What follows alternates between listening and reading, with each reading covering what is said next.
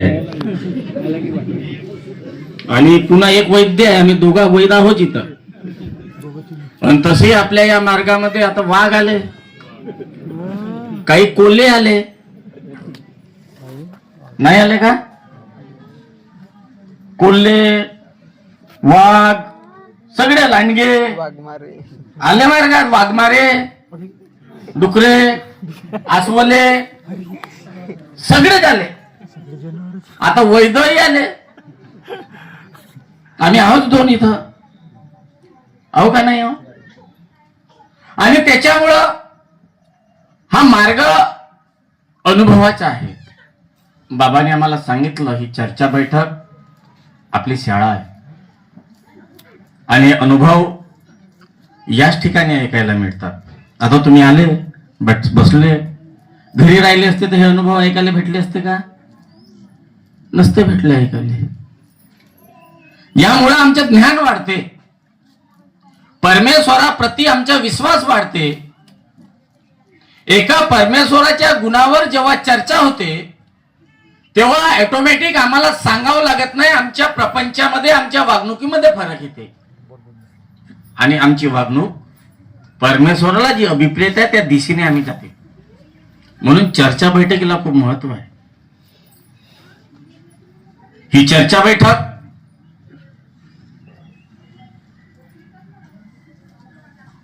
आपली शाळा आहे. इथं आपण सुरुवातीपासून आता अंदाज लक्षात घ्या. पहिल्या मार्गदर्शनापासून आपण प्रणाम करून राहिलो. एका मार्गदर्शनामध्ये 3 प्रणाम होतात. भगवंताला आपण प्रणाम करतो, आपल्या बाबाला आपण प्रणाम करतो, आईला प्रणाम करतो. आणि नमस्कार वेगवेगळे होऊन राहिले. कदाचित काही लोकांना माहीतच नसेल. आम्ही करतो म्हणजे करतो. जशी आम्ही सकाळी झोपून उठलो, आंघोळ केली का आम्ही विनंती करतो. करता का नाही विनंती? आंघोळ केल्यावरच करताना सगळे. काय म्हणतो आम्ही भगवंताला समोर बसल्यावर?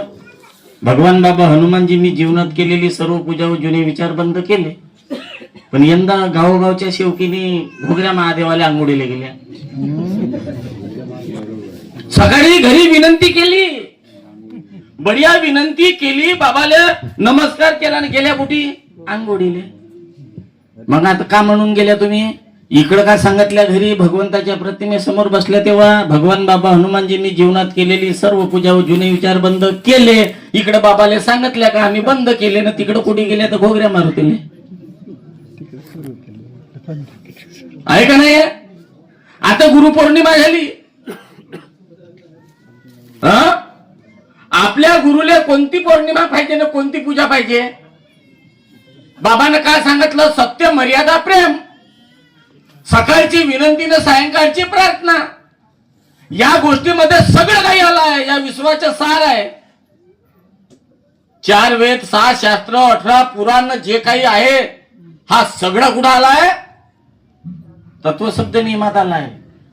एवढी पाठांतर करायला पहिलेचे लोक 100-150 वर्ष जगत होते. आता 60-70 वर्षात कोटी वाचत बसाने. एवढे वाचू शकता का तुम्ही? नाही ना. आणि एवढ्या सरळ सोपे भाषामध्ये दिल्याच्या नंतर आमच्या टिकुरीत नाही जात, आमच्या डोक्यातच नाही जात. का म्हणून? अनेक मार्गदर्शन झाले या विषयावर. आपले भगवंत किती आहेत? पहिलं 33 कोटी होते, 36 कोटी होते. आणि हे वावरातले अलग, दुर्याधाऱ्यावरचे हे अलग. आता किती काय? आपले गुरु किती आहेत? 1. आपल्या विधी किती काय? 1. हवनाची विधी सगळ्याच्या घरी आहे. चर्चा बैठकीची पद्धती 1 आहे. आणि परमात्मा खरंच आहे का? हे परमात्मा एक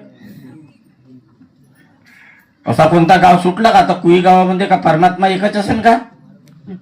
मला नाही वाटत. का भाऊ? तू बी वैद्य मी बी वैद्य, सांग. नाही भाऊ, बाबा तसा नाही. आता गावागावात 2-2, 3-3 झाले. परमेश्वर एक, आमचे गुरु मार्गदर्शक एक, हवनाची विधी एक, चर्चा बैठकीची पद्धती एक, आणि परमात्मा हे अलग अलग कसे झाले? आणि बरं झाले तर झाले, मी म्हणलो हे झाले तर काही हरकत नाही, आमच्या त्याच्या पटत नसेल म्हणून झाले असतील बा. मग झाल्यावर मग त्यानं आपली प्रार्थना विनंती कोणती आहे? तेच जे आम्ही म्हणतो तेच ते बी म्हणतात. आणि ते काहून कमी तर ते पाच नियमामध्ये जे दिलाय सेवकात व कुटुंबात एकता कायम करणं ते बी म्हणतात. आम्ही म्हणतो तर म्हणते सेवकात व कुटुंबात एकता कायम करणे हा शब्द बी म्हणते.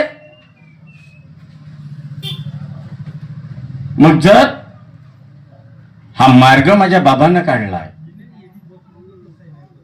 कष्ट बाबाने घेतले आहेत, आपल्या त्याग बी बाबानं केलाय, स्वतःच्या परिवारातले दुःख झाल्यानंतर तुमच्या आमच्या परिवारातले दुःखही बाबाच्या शब्दावर दूर झाले. आपण म्हणतो मार्गदर्शकाकडून शब्द घेतला, पण मार्गदर्शकाला शब्द कोणाचा आहे? कुणाचा शब्द आहे मार्गदर्शकांना? बाबाचा शब्द आहे. आपण सगळे जमानतीवर आहो. एक विचार करावा लागेल. एवढं तत्वनिष्ठ राहिल्यानंतरही बाबाला भगवंताने म्हटलंय, मैं भगवान हूं तू मानव है, मैं मानव पे कदापि विश्वास नहीं करता क्योंकि मानव बेईमान है. हे भगवंतानी बाबाला म्हटलं आहे. तेवढ्या काटेकोरपणे चालणाऱ्या आपल्या बाबाला जेव्हा हे शब्द ऐकावे लागले, तर मग आम्ही काय केलं पाहिजे? आम्ही कसे वागलो पाहिजे आणि कसे राहिलो पाहिजे आम्ही? आणि जर किमान त्या भगवंताने बाबाला बोललेल्या शब्दाची जरी जाणीव आम्हाला राहिली असती या मानव जातीला, तर मग मंडळ सोडून ह्या वेगवेगळ्या शाखा झाल्या असत्या का? हे तुकडे आमचे पडले असते का? आहो का नाही या मार्गात? त्या टीव्हीवरच्या भस्मासूर पाहिल्या का तुम्ही? टीव्हीवर मालिका आली होती एका पायावर उभा राहून त्यानं तपश्चर्या केली आणि तो म्हणते शंकरजी प्रसन्न झाले आणि त्याला वरदान दिला. त्याने वरदान मागितला का ज्याच्या डोक्यावर हात ठेवशील तो जडून भस्म होऊन जाईल. तो शंकरजीच्या मागे धावला. ज्यानं वरदान दिलं तो परून राहिला आणि ज्याला भेटला तो धावून राहिला. बरोबर आहे? त्याची काय गोष्ट करता? आपल्या मार्गातलीच करा ना.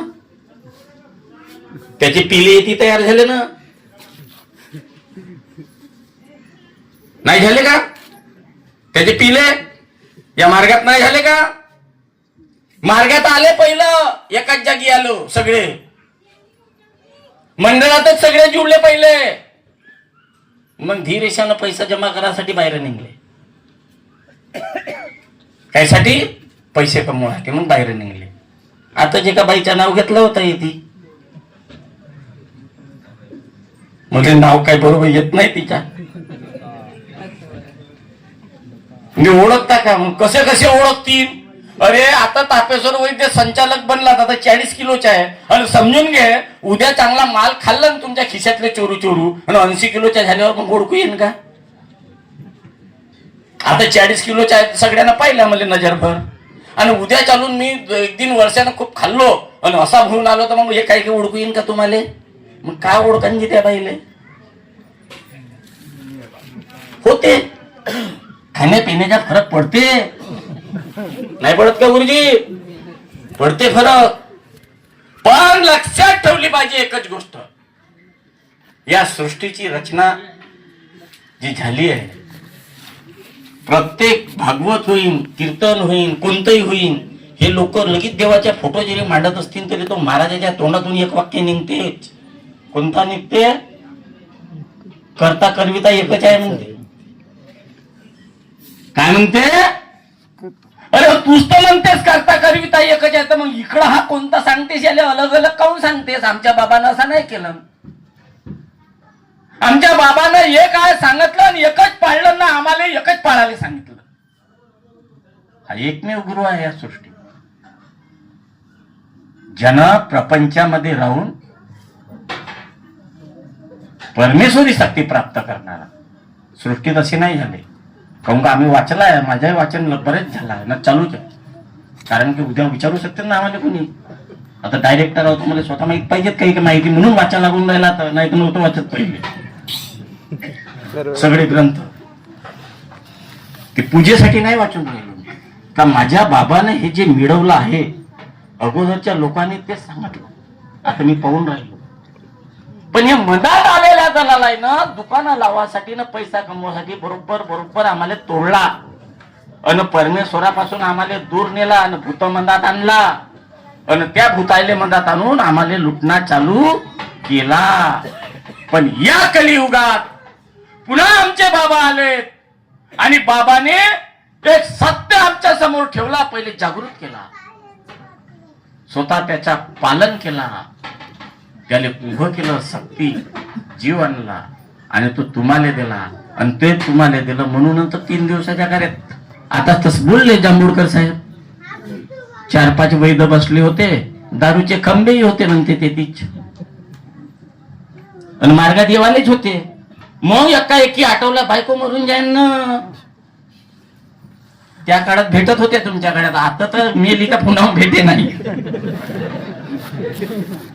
आता नाही भेटे. एकच मोठ्या मुश्किलने भेटते. 30-35 वर्षाचे होऊन गेले तरी ते पोरगी पावायला जाते. तर मी कोरा कचकचाच्या होऊन ते 10-15-25 वर्षाच्या होऊन ते 35-40 वर्षे वय होऊन गेली, बायको नाही भेटून राहिली. हालत गंभीर झाली आहे. तरी सांगतो तुम्हाला, आमच्या बहिणी, तुम्ही डॉक्टरकडे जाता पोटात बाळ राहिल्यावर, कायसाठी? सोनोग्राफी करायसाठी. चूक काय बरं बेटा, मोठी चूक करून राहिली. काहून मुली कमी झाल्या आमच्या? पोरगाच पाहिजे म्हणते. पोरगा पाहिजे तर त्याला बायको कोण देन? कुठून आणशील? हे कारखान्यात तयार नाही होय. टाटा, अदानी, अंबानी किती कारखाने टाकन तरी पोरी तयार करू शकत नाही कारखान्यात. ह्या पोरी आमच्या आईच्या पोटातूनच तयार होऊ शकते. त्याच्यासाठी आई बना लागते, आई बना लागते. नाही, आताच उदाहरण घडलं, आताच ताता उदाहरण आहे साहेब, चिरवा गावातला. त्यागामध्ये त्याग सुरू झाला आणि बाईच्या मनात कल्पना आली. बाईच्या मनात का माझ्या पोटातला बाळ जो आहे हा चांगला आहे का नाही आहे, एकदम सोनोग्राफी करून टाकू का? त्याग चालू आहे. आणि ते मार्गदर्शकाकडे आले दोघही पती पत्नी, आणि मार्गदर्शक आले म्हणते माझी पत्नी गरोदर आहे आणि हे म्हणते का आपण सोनोग्राफी करून टाकून. मार्गदर्शक म्हणते नाही करता येत, त्याग आहे आणि माझे सोनोग्राफी नाही केली पाहिजे. 1-2 जण आले मार्गदर्शकाकडे, मार्गदर्शकाने सांगितलं नाही करता येत, घरी गेले. आता बाईचा हट्ट मोठा भारी आहे. बाई लागली नवऱ्याच्या मांग, करून टाकली असती ना. कोण पावाले ते आपण दोघच चालले जाऊन आणि सोनोग्राफी करून येऊन जाऊन दोघच. नवरा नाही म्हणून राहिला, बायको करायचाच म्हणते. गेले. पहिल्या दिवशी डॉक्टर नाही भेटला, परमेश्वराने मोड मारली, वापस आले. दुसऱ्यांदा गेले, दुसऱ्यांदाही डॉक्टर नाही भेटला, दुसऱ्यांदाही वापस आले. पण बाई ऐकायला तयार नाही, तिला समजलं नाही परमेश्वर काऊन असा मोड टाकून राहिला. म्हणून तिसऱ्यांदा गेले, डॉक्टर भेटला, सोनोग्राफी केली, आले. त्यात पूर्ण झाला, हवन केला. तर 9वा हवन या महिन्यात येणार होता त्याच्या घरी. चुप्पा केव्हाची आहे, त्यागाच्या कार्यातली. आणि बाईची मानसिकता बदलली. बाई पहिल्यासारखी नाही राहिली, तिच्या डोक्यात मानसिकताच बदलली, विचार बदलले. ती आता काय बोलते काय नाही, काय खरं नाही. पोरगी झाली, त्या पोरीले सगळे लोक पाहतात तर ते चांगलीच दिसून राहिली. सगळ्याले पोरगी सरळ चांगली आहे. आणि तिच्याच माईले म्हणजे सख्या माईले तिची पोरगी हेकडी दिसून राहिली. खरी या गोष्ट, मानच हेकडी दिसून राहिली. सारे आम्ही पाहतो तर आम्हाला चांगली दिसते, आणि तिची माय म्हणते माय पोरीची मान हेकडी ज्यानं. तेव्हापासून असा फरक पडला डोक्यात का ते का बोलते का नाही खरं नाही. त्या दिवशी आश्रमात आले दोघे पती पत्नी. चूक कबूल केली त्या माणसानं का असं आमच्या हातून घडलं, 9वा हवन नाही होऊ दिलं परमेश्वर त्यागाच्या कार्यात. असाच हा त्यागात आज डबल होऊन राहील. ज्या परिवारात आज हे त्याग डबल झालं ना, या मार्गासारखा सोपी मार्ग नाही, पण हा एवढा सोपी मार्ग आहे का आम्ही त्याला जास्त हलक्यात घेऊन टाकतो, खूप जास्त हलक्यात घेऊन टाकतो. आणि एवढा हलक्यात घेऊन टाकतो का कोण पाहिजे, काय होते, होऊन जाईल ना, बस ते घात होते. चुका खूप मोठ्या राहत नाही, राहतात का नाही, हे चूक आमच्या शब्दात राहते, हे चूक आमच्या वागण्यात राहते. एवढंच नाही तर आम्ही जेव्हा चालतो फिरतो ना, आमचा हा डोका ना, आमचा हा मन केव्हा शेण खायला जायने सांगता येत. आणि आमच्या हातातून चूक घडते आणि आम्ही सहज घेऊन घेतो, तिले सहज घेऊन घेतो. त्याच्यामध्ये सुद्धा दुःख येतात, हे लक्षात ठेवा. आणि बाबांनी एक चित्त, एक लक्ष, एक भगवान सांगितलं आहे. म्हणजे आमच्या मन काबूत कसा राहील त्याच्याकडे सगळ्यात जास्त लक्ष द्या. आणि मन काबूत कोण ठेवन, कोणता बांधून ठेवन, त्याला पेटीत दाबून ठेवन, त्याला निघाली एखादी पेटी दाबून ठेवणारी नाही. या मनाले काबूत ठेवायचा असन ही चर्चा बैठक आहे. या चर्चा बैठकीशिवाय दुसरं कोणतंही साधन नाही. जेव्हा आम्ही चर्चा बैठकीमध्ये येऊन हे वेगवेगळे अनुभव ऐकून त्याच्या डोक्यावर आमच्यामध्ये फरक पडेल ऑटोमॅटिक ना, आमचे विचार शुद्ध होतील, ते या चर्चा बैठकीमध्ये होतील. चर्चा बैठकीसारखा दुसरा माध्यम नाही आहे. या ठिकाणी विचाराची उपज आहे. आपला हा मार्ग माणूस घडवणारा आहे. आपला हा मार्ग माणसासोबत माणूस जोडणारा आहे. आपला हा मार्ग सत्याला जागृत करणारा आहे. आपला मार्ग माणसाने कसं मर्यादित राहिलं पाहिजे, कोणत्या मर्यादा पाळल्या पाहिजे हे सांगणार आहे. हा मार्ग या समाजामध्ये, देशामध्ये, विश्वामध्ये प्रेम निर्माण करणारा मार्ग आहे. महान त्यागी बाबा जुमदेवजी सारखे विचार दुसऱ्या संतांनी नाही दिले आणि त्या बाबाचे आपण सेवक आहोत. आपले गुरु महान त्यागी बाबा जुमदेवजी आहेत, हे आपले भाग्य आहेत. पण हे भाग्य टिकवून लागल त्याच्यासाठी आम्हाला चर्चा बैठकीमध्ये जावा लागेल. वेळ झाला, अध्यक्षीय मार्गदर्शन बाकी आहे. पण या निमित्ताने एवढंच सांगतो की बाबाने दिलेला हा मार्ग, बाबाने तयार केलेला हा मार्ग, तत्व शब्द नियमाचा हा मार्ग, ज्या पद्धतीने ते मंडळाचे सेवक असोत की मंडळाच्या व्यतिरिक्त कार्य करणारे सेवक असोत, एकच गोष्ट लक्षात ठेवा, बाबाने परमात्मा एक सांगितला आहे, ही एक शक्ती आहे, ती शब्दावर उभी आहे. आणि बाबाने शब्द मंडळाला दिला आहे. आणि जर मंडळ बाबाने दिला आहे तर माझा एकच प्रश्न आहे, तुम्ही वेगळे कसे, कसे वेगळे, या जुळा, चांगलं काम करा, लोकांचं अंतकरण जोडा. आम्ही साईडले बसून तुम्ही संचालक अध्यक्ष उपाध्यक्ष बना. आणि पण एकता तोडू नका. जर तुम्ही जर एकता तोडली असेल, त्या पद्धतीने त्या बापाले त्याचे 4 पोरं अलग अलग होतात ना, म्हातारपणात एकटा राहून त्याला स्वयंपाक करून खावं लागते म्हाताऱ्या आई वडिलाले. ते दुःख जेव्हा त्या एखाद्या म्हाताऱ्या माणसावर होतात, आज माझ्या बाबाला वाटत असेल की मेहनत केलो, एक एवढी श्रम केला, एवढा त्याग केला, एक परमेश्वर मिळवला, मी माझ्या परिवारातले दुःख केलं, पुण्या बैमानाले मी जवळ केलं. आज एकीकडे माझीच विनंती म्हणतात, माझीच प्रार्थना करतात मी दिलेली, इकडे दररोज भगवंतासोबत खोटं बोलतात की सेवकात्व कुटुंबात एकता पालन करण्यात येईल. आणि हे वेगवेगळ्या शाखा उघडून सेवकामध्ये दुपडी तयार करून राहिले. याचा हिशोब परमेश्वर केल्याशिवाय राहणार नाही, हे लक्षात ठेवा. आणि म्हणून जेवढं जमते तेवढं करा, पण सत्याचं वर्तन सगळ्यांनी ठेवा, एवढीची विनंती मी या निमित्ताने सर्वांना करतो. आणि वेळेचे भान ठेवून मी माझे 2 शब्द या ठिकाणी थांबवतो. सर्वांना माझा नमस्कार.